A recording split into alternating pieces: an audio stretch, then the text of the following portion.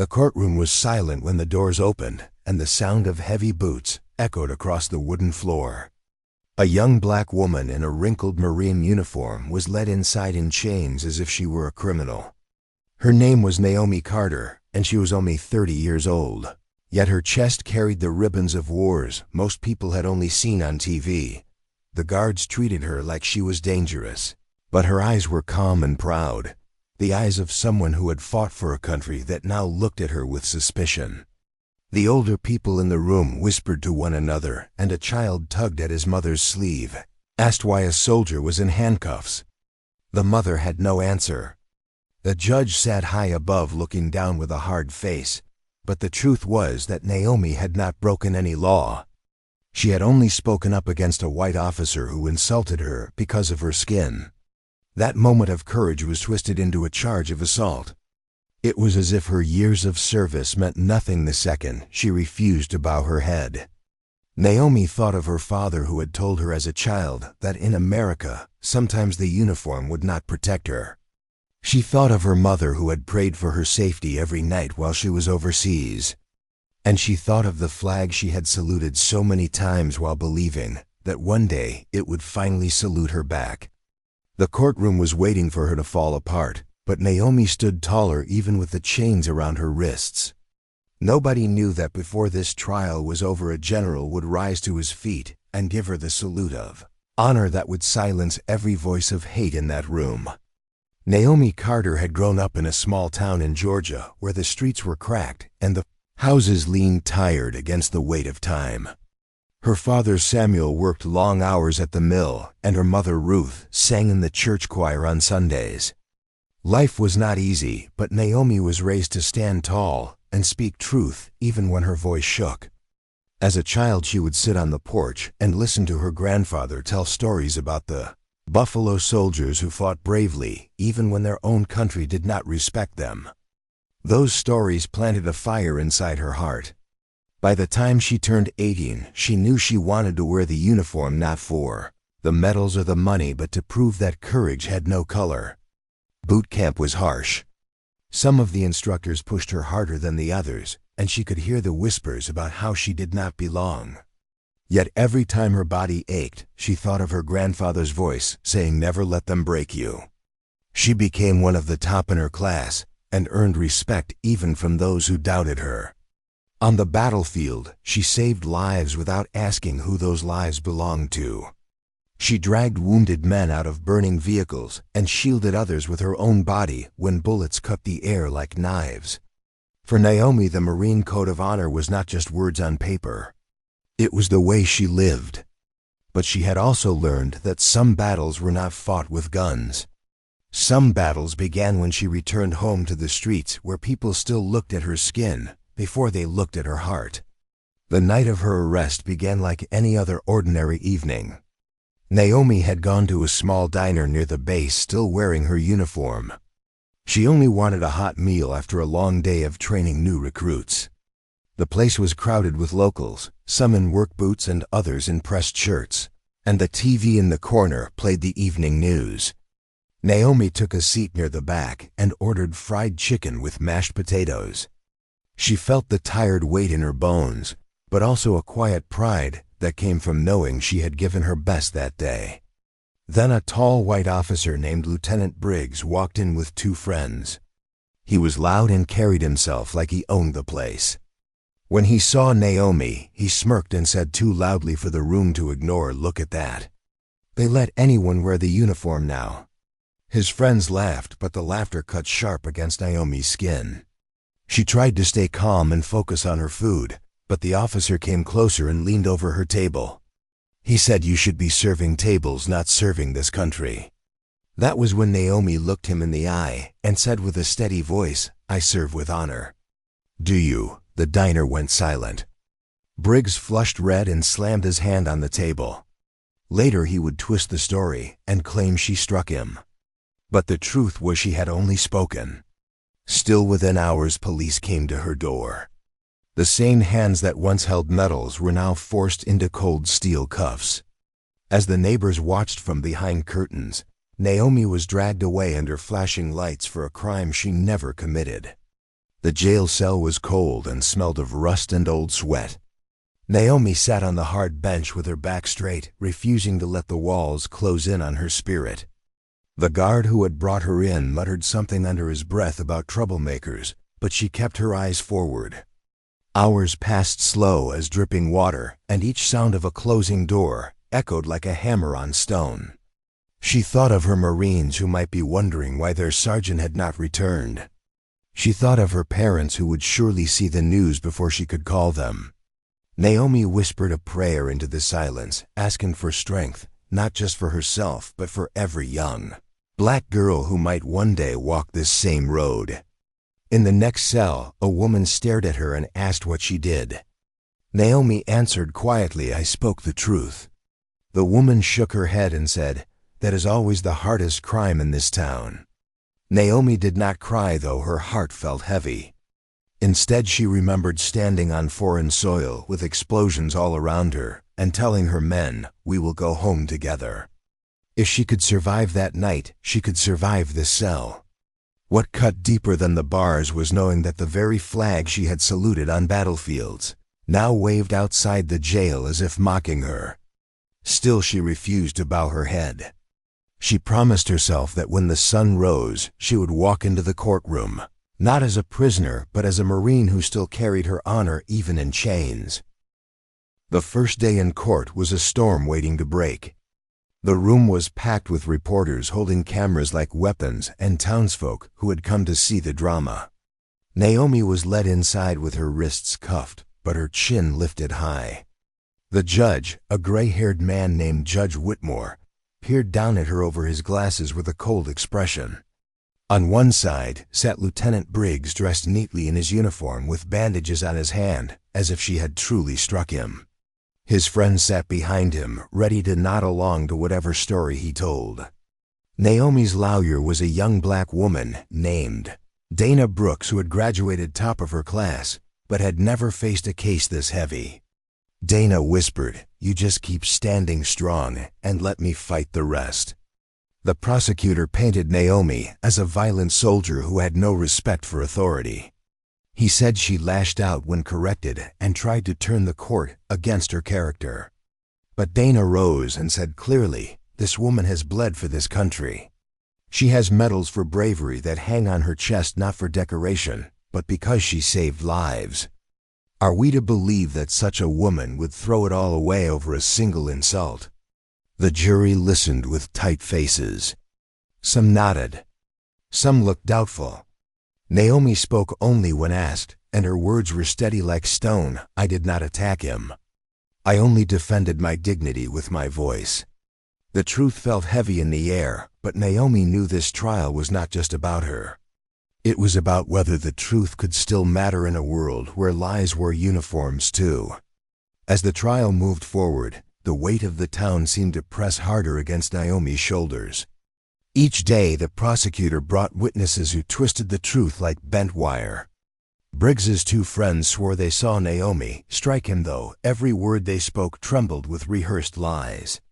The judge listened without showing much emotion, but Naomi could feel the tide pulling against her. Reporters scribbled notes painting her as a soldier who snapped under pressure. At night in her cell, she could hear the guards talking about how the case would ruin her career. Still, she prayed each evening, asking God to let light cut through the dark. The Marines she had trained sent letters, but most were blocked before they reached her hands. One note did make it through, smuggled by a kind clerk. It said, "Sergeant Carter, we believe in you. Hold the line." Those words made her grip her hands tight and whisper back to herself, "I will hold." Yet she also felt the sting of betrayal, because the very corps she had served with such loyalty had remained silent in public. Higher officers wanted the scandal to pass without their names tied to it. Naomi realized that sometimes silence was the loudest wound of all. The fourth day of the trial brought her parents into town. Samuel Carter walked with a limp from years at the mill, and Ruth held his arm tightly as they entered the courtroom. Their faces were lined with both worry and pride. When Naomi saw them, her chest ached with both shame and relief.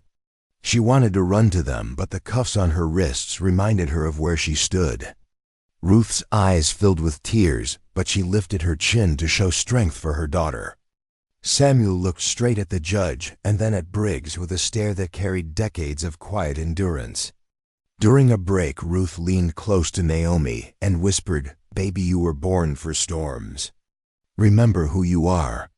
Samuel added softly, "They can lock your hands but not your soul." Those words sank into Naomi like steel, giving her the courage to face the next witness. The prosecutor sneered and tried to break her with questions, but Naomi answered steady and clear.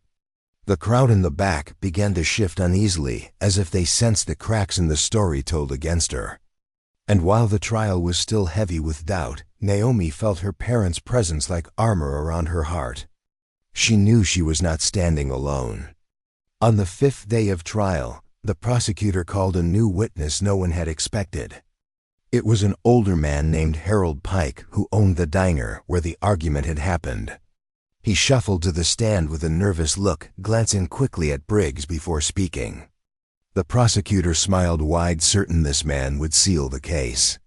Harold began by saying he had run the diner for 30 years and respected all officers of the law. He claimed Naomi had raised her voice and scared the customers. Briggs sat straighter as if victory was already in his pocket.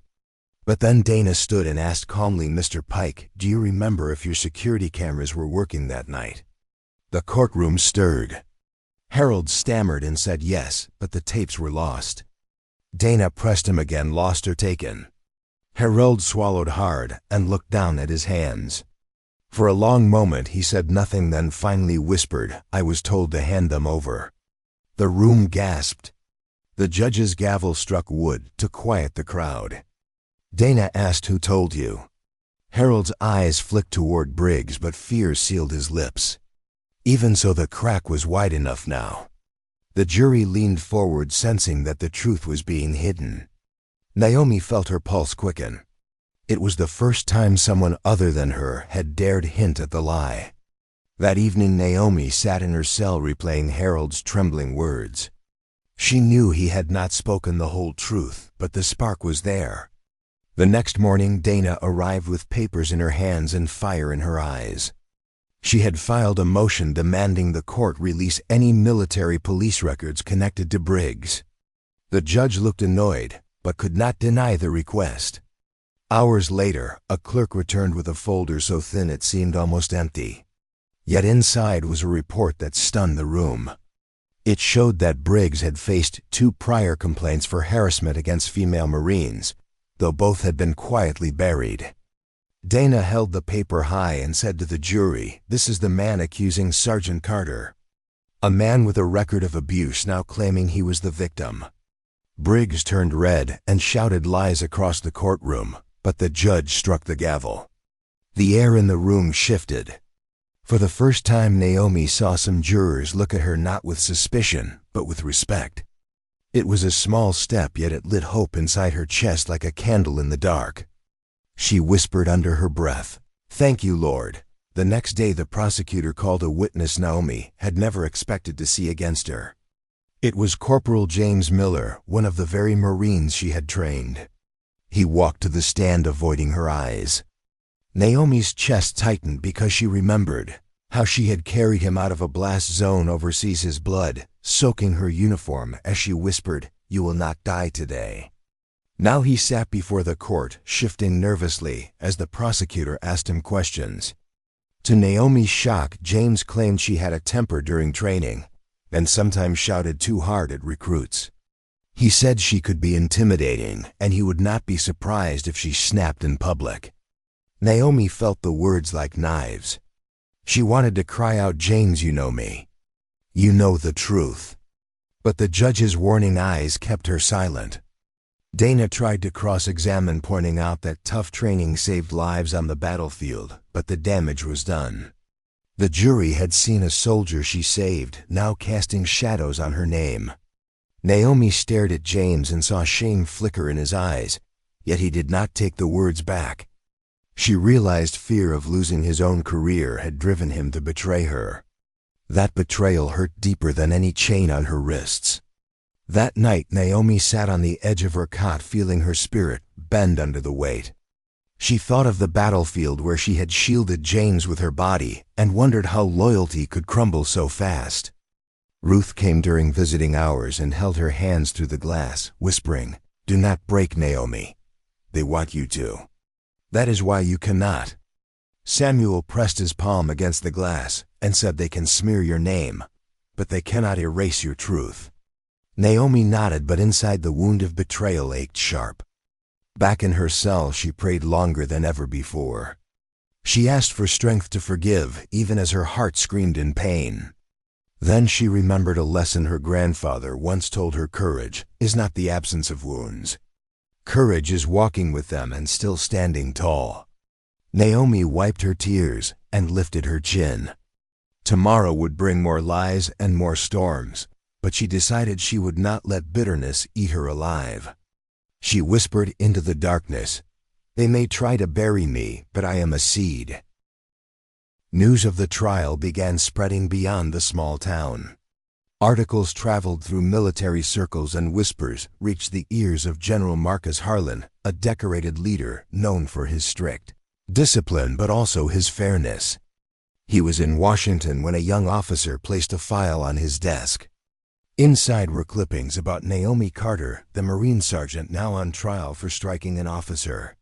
Harlan read the file slowly, his sharp eyes catching every detail. When he saw the list of medals Naomi had earned, he paused. Bronze Star, Purple Heart commendations for saving entire squads. He frowned at the thin evidence against her and the history of complaints against Briggs. Something in his chest stirred. He had commanded many soldiers, but stories like hers were rare. He whispered to himself, "This does not smell of justice. It smells of fear." Harlan closed the file and stood tall. If a Marine who had bled for the flag could be crushed by lies, then what did that say about the corps he loved? That evening he called for a car and set out toward the very courthouse where Naomi stood fighting for her honor. Back in the courtroom, Naomi did not yet know a general was on the road to her defense. All she knew was that the prosecutor was pressing harder each hour, trying to paint her as unstable. On the stand, Briggs acted like a wounded hero, holding up his bandaged hand for the jury to see.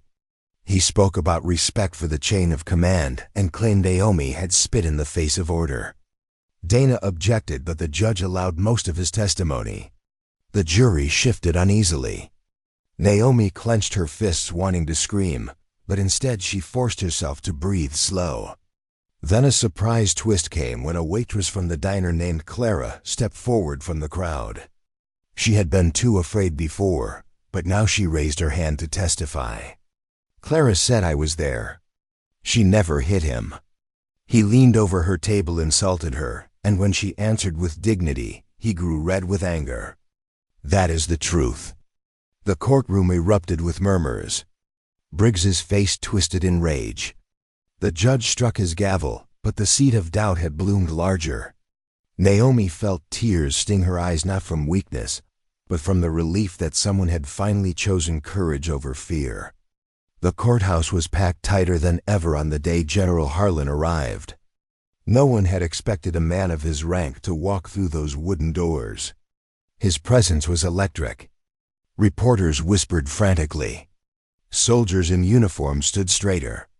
Even Judge Whitmore adjusted his robe nervously. Harlan wore his full dress uniform, and the rows of ribbons on his chest glowed under the lights. He did not take a seat in the back. Instead, he walked directly to the front row and sat where Naomi could see him.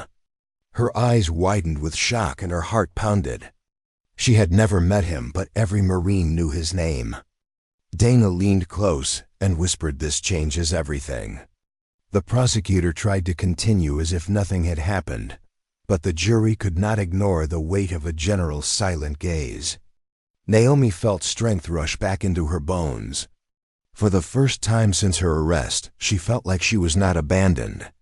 She was still a Marine, and the corps had not fully turned its back. Harlan folded his arms across his chest and listened with sharp eyes, as if measuring every word for truth. His very presence shifted the balance of the room. When the session ended for lunch, the crowd spilled into the hall, buzzing with questions. Reporters chased after Harlan, but he gave no answers. Instead, he walked directly to Naomi's parents, who stood quietly near the corner. He shook Samuel's hand firmly and said, "Your daughter is a Marine of honor. I know her record, and I will not let her name be buried under lies." Ruth's eyes filled with tears, and she whispered, "Thank you, sir." Back inside the courtroom, Harlan finally stood when the judge returned. With the gavel still in hand, the judge raised an eyebrow as the general requested to speak. His deep voice filled the chamber. "I am General Marcus Harlan, commander of thousands of Marines. I am here not to interfere, but to remind this court that honor is the spine of our corps. And I will tell you, Sergeant Naomi Carter has more honor in her smallest act than some men carry in their entire careers." Gasps echoed across the room. The prosecutor objected, but the judge hesitated. The jury stared wide-eyed. Naomi's throat tightened with emotion. To have a general stand for her was more than she had ever dreamed. The storm had not passed, but the wind was now shifting in her favor. The next morning, the courthouse was bursting with people. Word had spread that a general had spoken in defense of a black Marine accused of assault. Some came out of curiosity. Others came because they felt history was stirring. Naomi walked in, still in chains, but with her head high. General Harlan nodded at her from the front row, and that single gesture gave her the courage of 10,000 voices. The prosecutor looked pale yet pressed on. He tried to dismiss Clara's testimony as confused memory, but Dana rose with sharp fire in her words. She asked the judge to summon the police officer who had taken the initial statement from Briggs. A tall officer shuffled to the stand, and his nervous eyes gave him away before he spoke. Under questioning, he admitted Briggs had demanded the report, saying Naomi struck him, even though he had not seen it himself. The room gasped. Dana pressed harder, and the officer broke, sweating through his uniform. He said quietly, "I was told if I did not write it his way, my career would be over." The jury leaned back stunned. Even the judge's face softened. The cracks in the wall of lies were no longer cracks. They were breaking wide open. Naomi felt tears well, but she held them back, whispering to herself, "Hold the line." But the fight was not over. Briggs leapt from his seat, red with rage, and shouted, "She is lying. They are all lying." He pointed at Naomi, his hand shaking. The judge slammed the gavel, demanding order, but the scene was chaos. Dana remained calm. She stepped forward and said, "Lieutenant Briggs, would you be willing to swear on your service oath that everything you have said is true?" The courtroom fell silent. Everyone knew the weight of an oath for a soldier. Briggs hesitated, his face twisting. Then a voice boomed across the chamber. General Harlan stood tall and declared, "I will swear for Sergeant Carter. I have read her record. I have spoken to her comrades. I will stake my honor on her truth." The jury erupted with whispers. The judge's gavel pounded, but the moment had already shifted. Briggs collapsed back into his chair, muttering curses, while Naomi's heart pounded. To hear a general swear for her was like hearing the flag itself finally speak her name. The storm of lies was breaking apart, but the final verdict still hung like thunder waiting to strike. The jury filed out to deliberate, and the air in the courtroom felt heavy as stone. Naomi sat at the defense table, her hands still bound, yet her spirit no longer chained. She thought of the little girls who might one day hear her story. She thought of her grandfather's porch, where she first learned the meaning of courage. Hours passed like years. Reporters whispered in the hall. Her parents sat together in silent prayer. General Harlan remained seated, his eyes steady on Naomi, as if guarding her with his presence. At last the doors opened, and the jury returned. The foreman stood with a folded paper in his hand. Everyone rose. The judge asked for the verdict. Naomi's heart hammered so loud she thought it would break her chest. The foreman's voice shook, but his words rang clear, "Not guilty." For a breath, the room was frozen. Then gasps and cries burst like thunder. Ruth clutched Samuel's hand with tears streaming. Dana hugged Naomi tight, whispering, "You are free." Naomi closed her eyes, whispering, "Thank you, Lord." The chains were unlocked and fell from her wrists with a heavy clink that echoed like freedom itself. She rubbed her raw skin and lifted her head high. She was still standing. But the story did not end with freedom alone. As Naomi turned toward her parents, General Harlan rose from his seat. The courtroom hushed as he stepped forward. He stood in front of her, his tall frame casting a long shadow, yet his eyes were warm. Slowly he lifted his right hand to his brow and gave her a full salute. The crowd gasped. A general saluting a sergeant in open court was unheard of. Naomi's knees trembled, but she lifted her hand and returned the salute with tears streaming down her cheeks. Harlan's voice carried across the chamber. "Sergeant Carter, you carried the flag with honor even when the flag did not carry you. Today it carries you again." The room erupted into applause, some people standing with hands over hearts. Reporters scribbled furiously, knowing history had been made. Naomi's parents wept openly. Dana wiped her eyes. Naomi lowered her hand and whispered, "Thank you, sir." In that moment she felt years of pain lift from her shoulders. The salute was not just for her.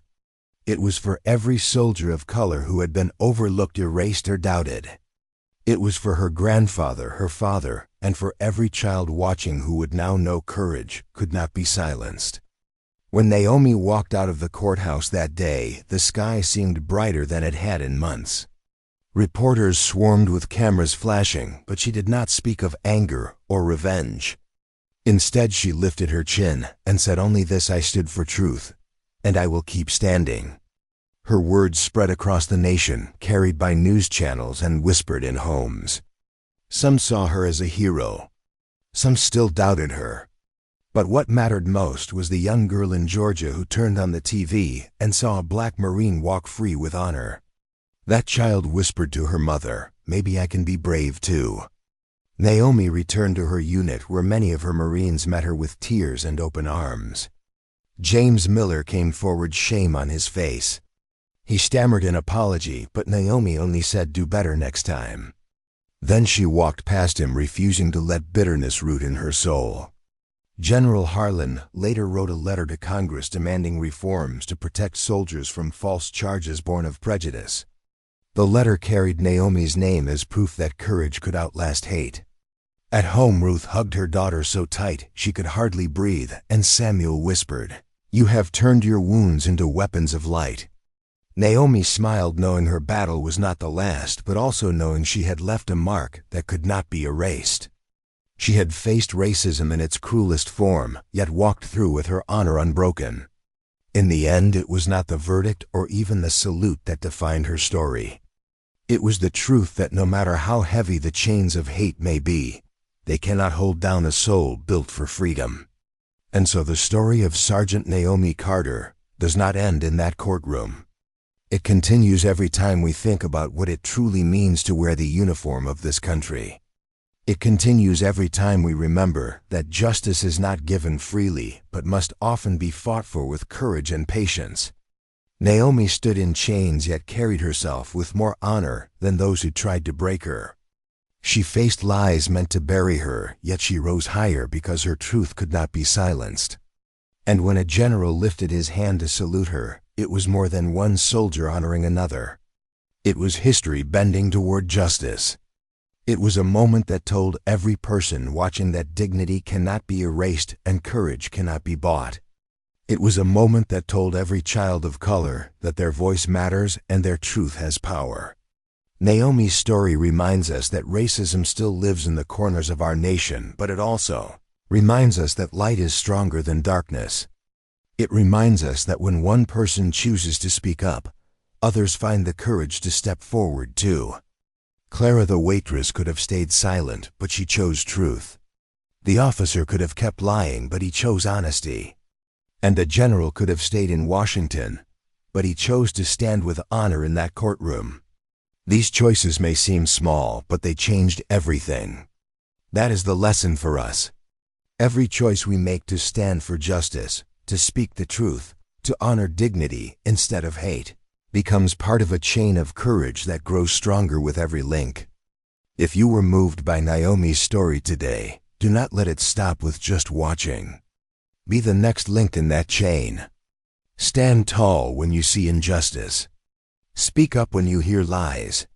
And never forget that one voice, spoken with courage, can shake an entire room, an entire system, an entire world. Naomi Carter was just one woman, yet she carried the weight of her ancestors, the prayers of her parents, and the hope of a generation. You carry that same power inside you. Do not bury it. Do not let fear steal it. Use it. Now, if this story touched your heart, if it made you think deeper about justice, if it inspired you to believe again in the power of truth, then I ask you to join us. Like this video so more people can see it. Share it with your friends and family so the message spreads beyond just this screen. Comment below with your thoughts, your feelings, your own stories of courage and justice. Because your words matter too. They are part of the larger story being written right now. And of course, subscribe to this channel so you never miss another story like this one. Every week we bring you tales that stir the heart, challenge the mind, and remind us that miracles are real. By subscribing, you are not just following a channel. You are becoming part of a community that believes in hope, that believes in dignity, that believes in standing strong even when the world tries to push us down. So let this story stay with you long after the screen goes dark. Remember Naomi Carter whenever you face a moment where silence seems easier. Remember that silence protects the liar, but courage lifts the truth. Remember that honor is not given by medals or ranks or uniforms. Honor is chosen every day by the way we treat each other. And remember that even in a courtroom full of lies, one act of bravery, one act of honesty, one salute can turn the tide. We thank you for spending this time with us today. We thank you for opening your heart to Naomi's journey. And we ask you to carry this message forward. Because somewhere out there right now another person is sitting in their own courtroom of life, feeling alone, feeling chained, feeling forgotten. Maybe your voice, your stand, your encouragement will be the salute they need to keep going. Be that light. Be that strength. Be that hope. So one last time before we go, if you believe in justice, if you believe in honor, if you believe in the unbreakable power of truth, then please like this video, share it far and wide. Comment with your thoughts and subscribe to join this family of hope. Together we can make sure stories like Naomi's are never forgotten, and that courage always finds a voice. This is more than just entertainment. This is a mission to remind the world that the human spirit cannot be chained, that love is stronger than hate, that truth is stronger than lies, and that honor can rise from the darkest storms. Thank you for being here. Thank you for standing with us. And thank you for believing with us that no matter how heavy the chains of hate may be, they can never hold down a soul built for freedom.